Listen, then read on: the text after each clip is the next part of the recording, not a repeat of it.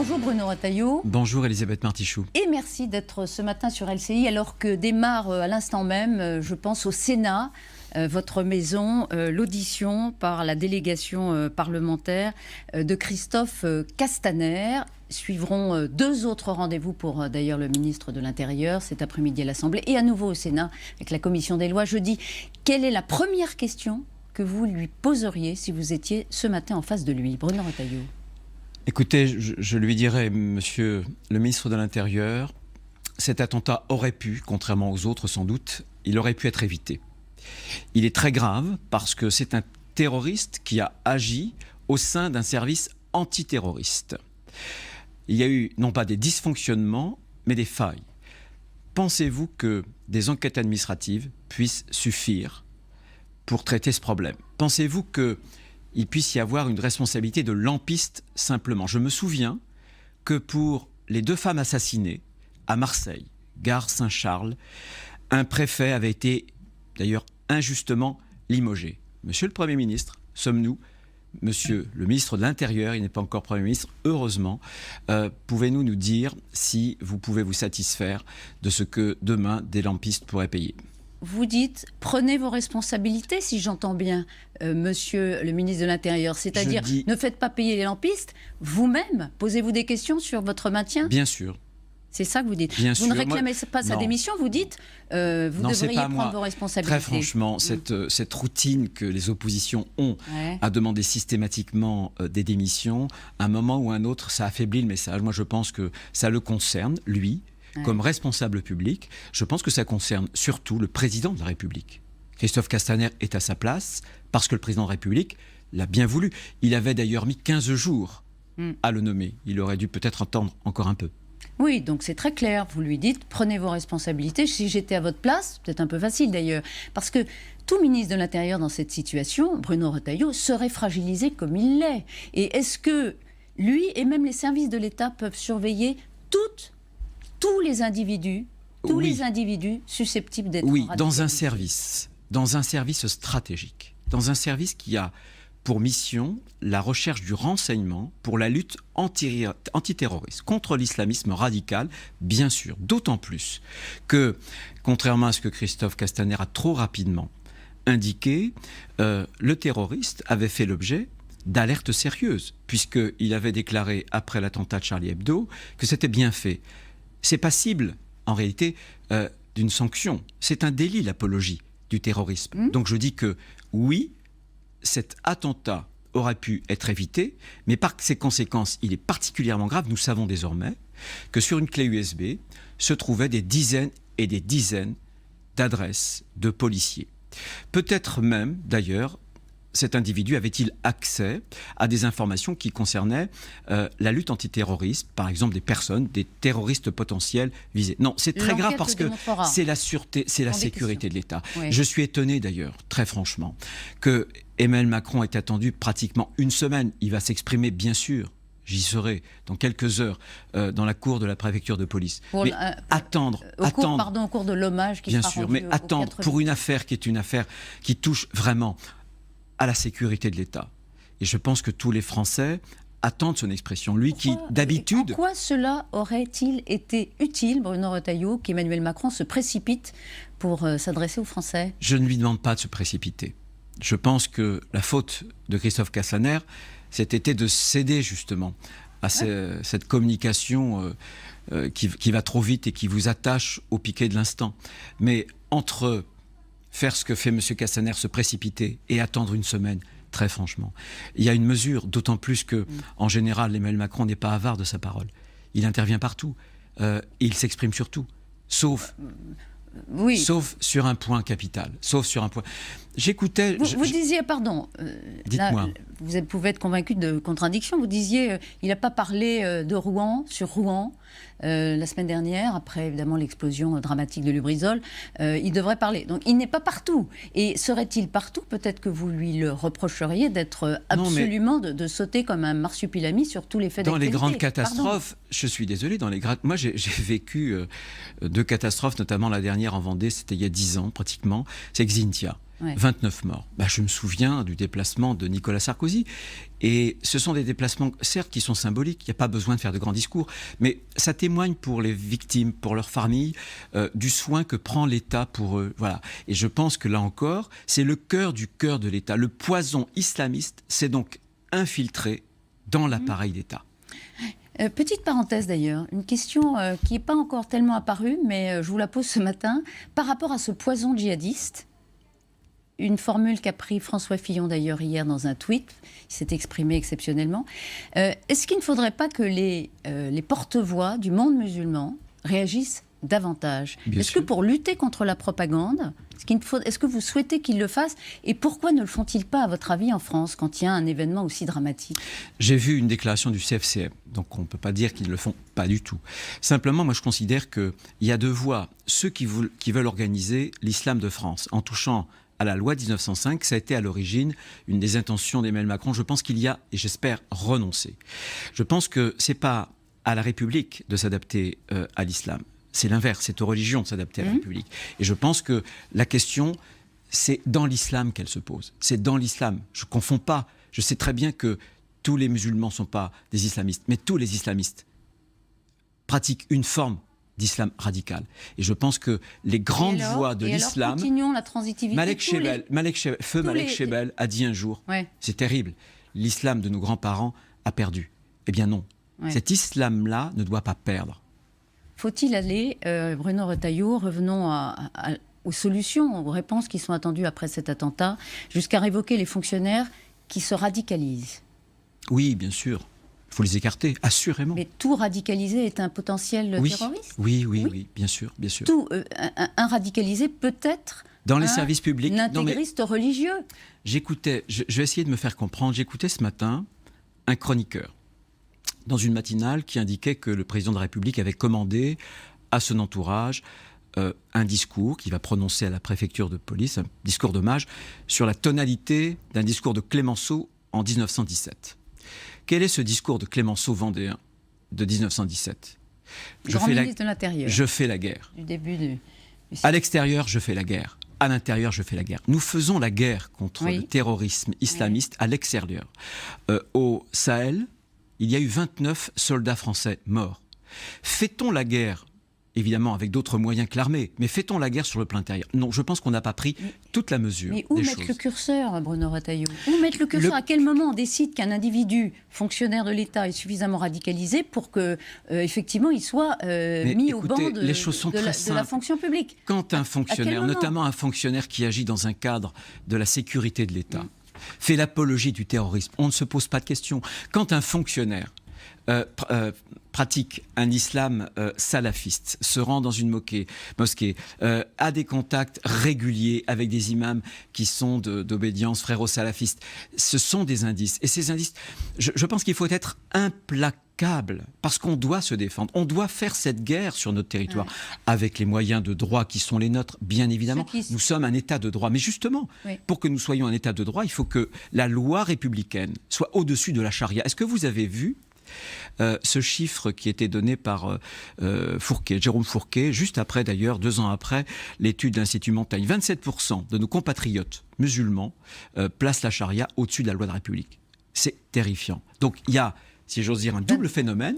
Le djihadisme qui nous paralyse, qui nous tétanise par sa violence, et il y a une forme d'analysation, d'islamisation sur des territoires de la République, qui est la fabrique de ces djihadistes. Et il faut lutter contre l'un et contre l'autre. Par exemple, sur la burqa, moi je propose qu'on passe d'un système de contravention à un système de délit. Et je pense que pour les multirécidivistes, on doit les priver d'aide sociale. C'est-à-dire que les femmes qui portent la burqa dans les banlieues, et effectivement, notamment de l'Île-de-France, absolument. Et elles sont passibles de délit et pas seulement d'amende. Vous savez que déjà l'amende n'est pas appliquée. Elles sont passibles, absolument. C'est pour ça que je propose d'en faire un délit. Je propose aussi, lorsqu'il y a récidive, de supprimer les aides sociales. Supprimer les aides sociales passibles de prison? Une femme en burqa pour un vêtement? En tout cas, ça doit être un délit. On doit être implacable. Exactement. Je propose par ailleurs qu'on mobilise la législation contre les sectes, parce que je pense que le salafisme a quelque chose à voir, notamment lorsqu'il influence des esprits faibles. On a une législation qui est très forte. Hein. Alors, je vais vous faire sursauter. Je vais vous faire sursauter. Ça va jusqu'à 3 ans de prison. Ça va jusqu'à 375 000 euros d'amende. Mais si on ne fait pas ça, et bien d'autres choses aussi, nous perdrons cette bataille. Et moi, je ne veux pas la perdre pour mes enfants. D'accord, donc vous condamnez ce courant de pensée dans l'islam dont certains disent qu'il n'est pas forcément d'ailleurs porté sur la violence. Vous le condamnez, vous fermez les mosquées salafistes. Je ferme les mosquées. Depuis 2017, c'est-à-dire depuis l'adoption de la loi sur le terrorisme, il n'y a eu que 15 mosquées qui ont été fermées. On sait qu'il y a à peu près 200 mosquées salafistes. Je propose qu'on change la loi parce que quand on a quitté l'état d'urgence, on s'est un peu affaibli en matière de fermeture de mosquées. Je pense qu'il faut rehausser, là aussi, cette exigence. Oui ou non, voulons-nous lutter contre ce phénomène? Ils nous font la guerre. Oui ou non? Est-ce que le gouvernement, selon vous, oui ou non, veut-il lutter contre... Il y a une énorme ambiguïté. Il faut qu'Emmanuel Macron y réponde. Et c'est il y a une Emmanuel ambiguïté Macron concernant la question de la laïcité. Ça fait bientôt 3 ans, vous savez qu'on attend le grand discours sur la laïcité. Moi, je l'attends toujours. Il hésite. J'espère qu'il ne changera pas, qu'il ne touchera pas. Il a prononcé un discours devant les Bernardins il y a quelques temps. Mais ce n'était pas un discours sur la laïcité. Pas du tout, au contraire d'ailleurs, je pense. C'est une fausse conception qu'il a exprimée de la laïcité. Il est ambigu ? Bien sûr, il est ambigu. Il est ambigu. Il l'était comme candidat. Je me souviens, il avait eu, vous vous souvenez, un référent En Marche qui était convaincu d'une forme de radicalisation. Il avait dit, c'est quelqu'un de bien. Bon, il l'a fait après. Je me souviens du discours de Marseille. Il arrive, un de ses grands meetings, il s'adresse aux Français en disant « Je vois des Algériens, des Marocains ». Non, non. Quelle que soit leur origine, les Français sont des citoyens français. Est-ce que toutes les mesures que vous proposez là, est-ce que Christophe Castaner est l'homme de la situation ? Moi, je pense que non. Non, je pense que non, parce que c'est un récidiviste. Il y a quelques mois, pendant les histoires des Gilets jaunes, il y a déjà eu un dérapage. Il avait accusé, vous savez, des Gilets jaunes d'avoir attaqué un hôpital, la Pitié-Salpêtrière. Voilà, à Rouen. Il avait parlé trop vite. C'est pour ça, il a récidivé, il parle trop vite.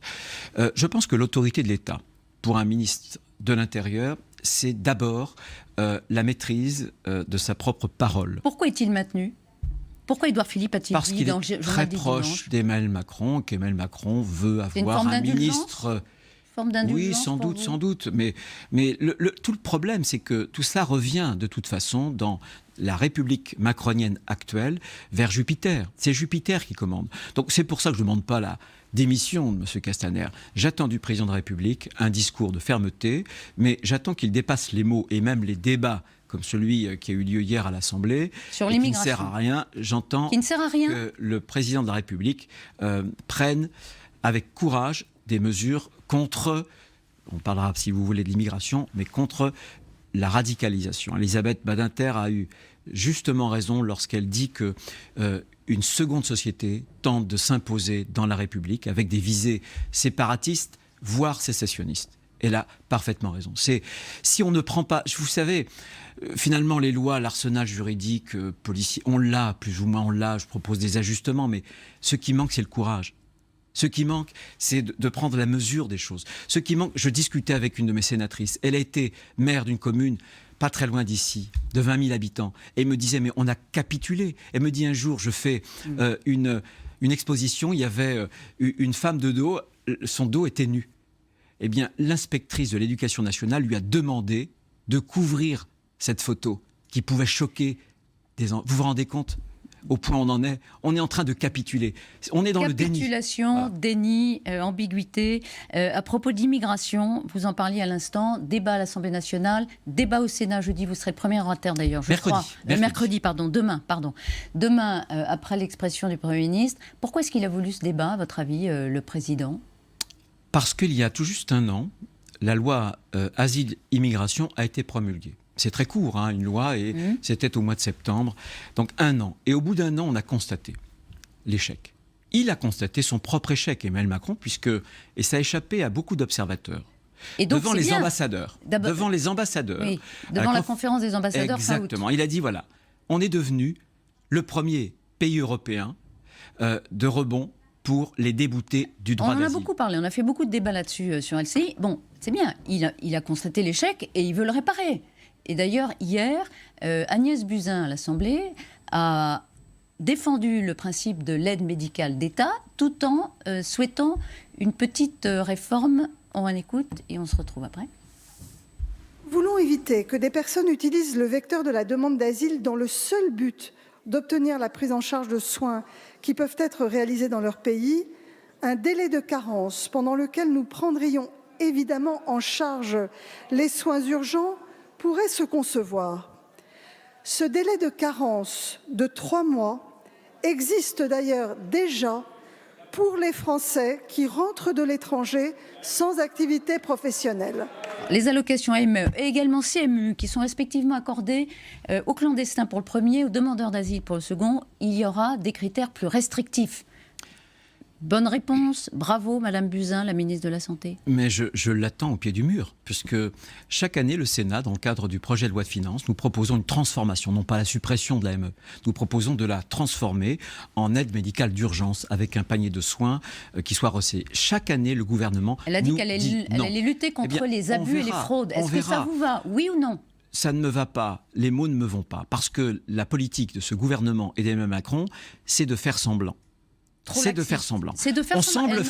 On semble faire, mais je jugerai l'arbre à ses fruits. Simplement, comment vous expliquez, pour les Afghans par exemple, que le taux de protection en France c'est 83%, donc ils obtiennent l'asile très facilement, en Allemagne c'est 3%. Voilà. Il y a une singularité française que Didier Lesky explique très bien dans un ouvrage publié à la Fondapol il y a 1 an. J'avais été sans doute le seul à le lire à l'époque, et qui dit tout. Il dit tout. Encore un petit mot, Bruno Retailleau. Édouard Philippe, hier, devant l'Assemblée, a évoqué la théorie du grand remplacement. Le grand remplacement, c'est du complotisme, a-t-il dit, et ça n'est pas à la mesure de l'idée qu'on se fait de la France. Pour vous, cette théorie du grand remplacement, c'est du complotisme ou c'est une réalité et même une menace ? Ou plutôt une menace et même une réalité ? Non, ça fait partie des expressions qui visent à transformer la figure de l'émigré en bouc émissaire. Donc vous n'êtes pas sur cette ligne. Je pense que si on ne veut pas encourager ce type de complotisme, il faut traiter les choses de façon démocratique. C'est pour ça que je suis pour le vote chaque année au Parlement de plafond d'immigration. Marcel Gauchet l'a très bien dit, vous savez. Des quotas. L'immigration. Des quotas. L'immigration de masse par métier, etc.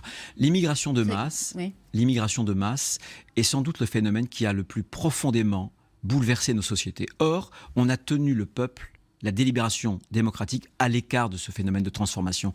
Et là où je rejoins Emmanuel Macron, lorsqu'il dit il y a 2 conceptions finalement, ceux du haut qui ont les moyens de se protéger des effets de l'immigration par des stratégies d'évitement résidentiel, d'évitement scolaire. Et puis il y a le peuple qui n'a pas les moyens de se constituer. Il est bon dans le Bien constat. sûr, il est bon. Bien sûr, il est bon.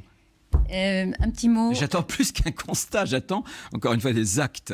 Et j'en ai pas vu beaucoup hier, hein, j'en ai pas entendu beaucoup. Juste avant qu'on se quitte, vous avez un point commun avec Xavier Bertrand, dites-moi. Votre ancien collègue de LR, aujourd'hui président des Hauts-de-France. C'est un ami, alors. Vous y pensez aussi. Oui, s'il y pense, il y a encore plus que moi, non ? Non, je ne sais pas. À la présidentielle de 2020. Je l'ai écouté, il y pense beaucoup. Et vous ? On vous a écouté, vous avez dit aussi j'y pense, je réfléchis. J'ai simplement indiqué que si mes convictions sont portées, je me rallierai vers celle ou celui qui les portera. Si elles ne le sont pas portées, je m'interrogerai sérieusement. Oui, alors vous ne pensez pas, depuis que vous êtes tout petit, ou tous les matins en vous rasant, c'est quoi votre détermination ? Après tout, quand on veut accéder au siège suprême, à la République française, il faut quand même un degré de détermination, on le sait, exceptionnel. Quel est le vôtre ? Eh bien, je pense que l'envie ne peut pas être une détermination. La vraie détermination en politique, parce que c'est l'honneur de la politique, ce sont les convictions. Ou mes convictions, parce que je sens les moyens qui permettraient à la France de se relever, parce que c'est un pays qui a énormément d'atouts. Je pense qu'Emmanuel Macron n'aura pas du tout de résultats, parce qu'encore une fois, il semble faire, mais il fait semblant. Et je crois que de ce point de vue-là, ou bien ces idées seront portées, ce projet sera porté, ou bien je le porterai. Qu'est-ce que vous voulez que je vous dise ? Eh bien, dis donc, quel enthousiasme. On verra dans les mois qui viennent. Merci beaucoup, Bruno Retailleau, d'avoir été ce matin sur LCI.